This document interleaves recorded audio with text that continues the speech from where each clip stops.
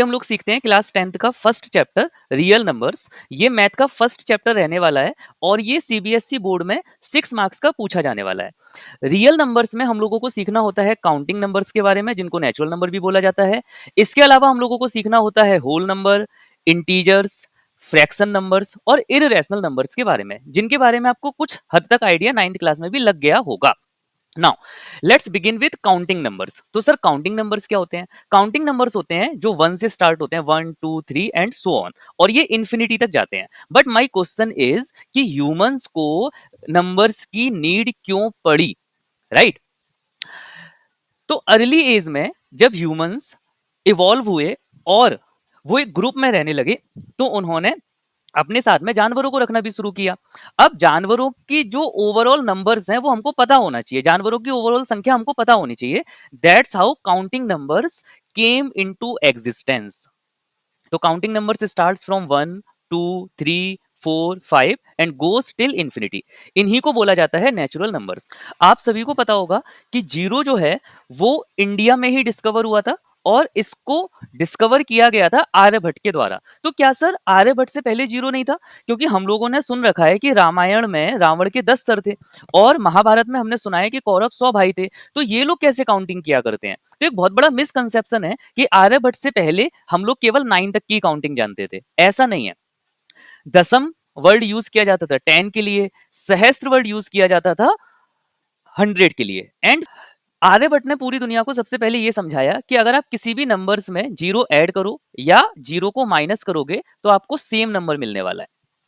अगर आप किसी भी नंबर में जीरो से मल्टीप्लाई करोगे आपको जीरो मिलेगा, और किसी भी नंबर में अगर आप जीरो से डिवाइड करोगे तो नंबर आ जाएगा अनडिफाइंड, या आप बोल सकते हो कि division by zero is not possible. तो जीरो के साथ में जो अरिथमेटिक ऑपरेशंस हैं वो किस तरीके से परफॉर्म होंगे, ये दुनिया को सबसे पहले सिखाया था आर्यभट्ट ने।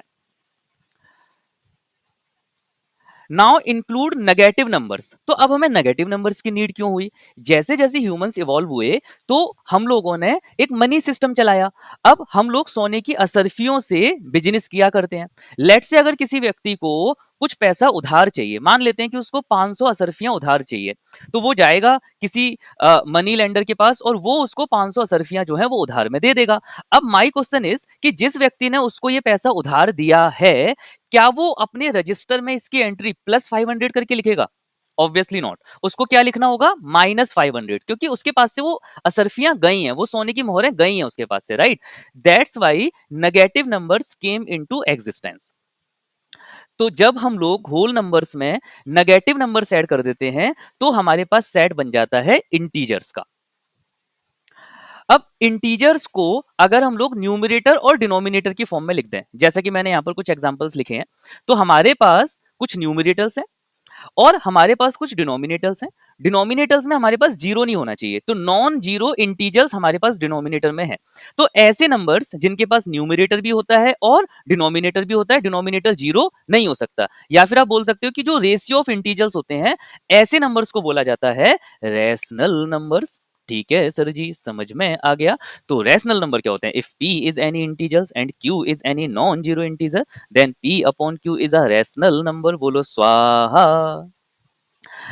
रैशनल नंबर्स की अगर मैं डेसिमल फॉर्म की बात करूं, as you can see here, हमारे पास एक 4 है जिससे हमने 9 को डिवाइड किया तो हमारे पास 2.25 करके नंबर आया। 3 का जब हमने 11 से डिवाइड किया तो हमारे पास 3.666 इस तरीके का कुछ नंबर आया। तो ये नंबर्स जो हैं ये टर्मिनेटिंग या नॉन टर्मिनेटिंग हो सकते हैं।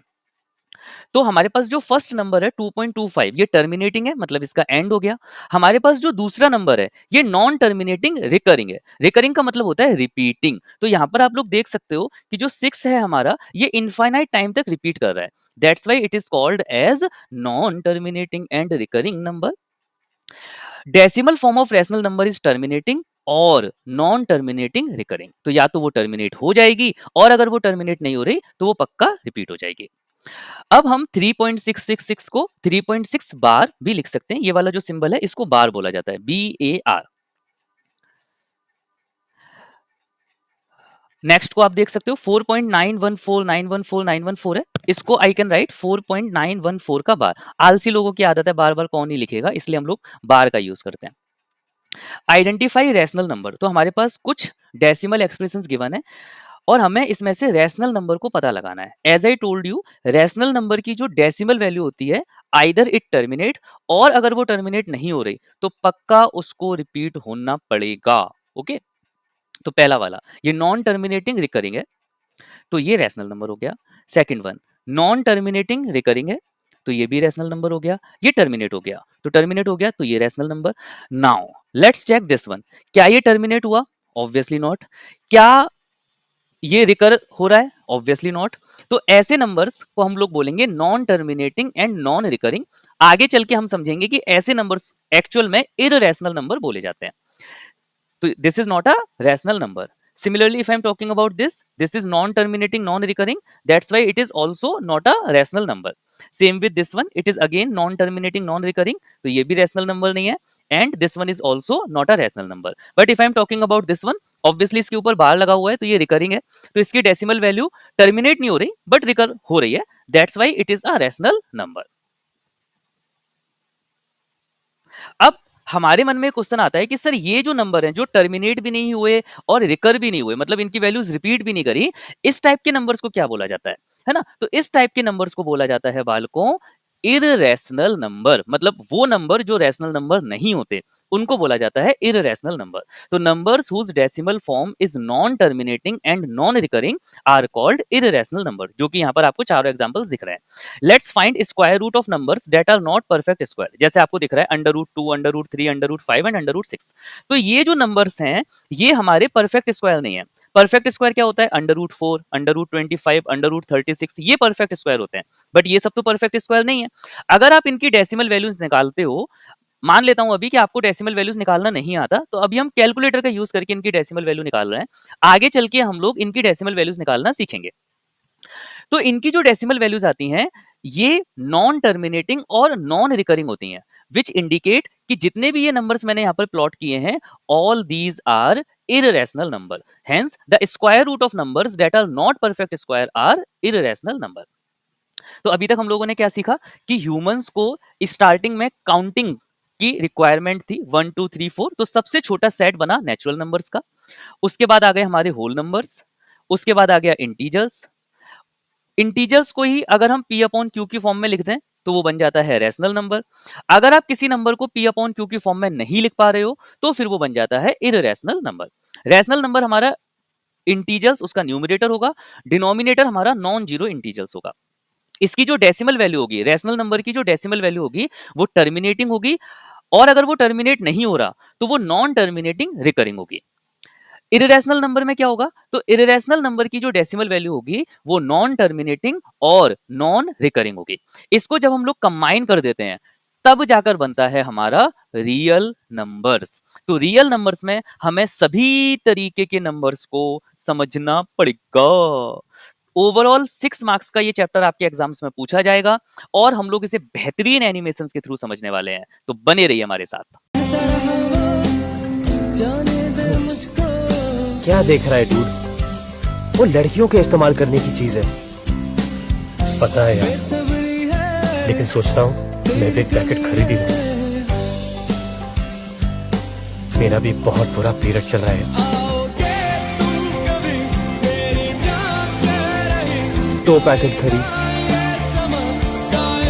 So the smallest set of numbers is natural number. It is represented by capital N. It starts from 1 2 3 and goes till infinity.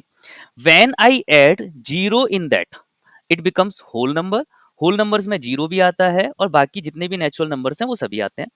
जब हम इसमें नेगेटिव नंबर्स को भी ऐड कर देते हैं, राइट, नेगेटिव नंबर्स, तो हमारे पास सेट बन जाता है इंटीजर्स का, जो कि हमारा माइनस इंफिनिटी से लेकर प्लस इंफिनिटी तक के सभी इंटीजर्स वैल्यू इसके अंदर लिखी जा सकती है।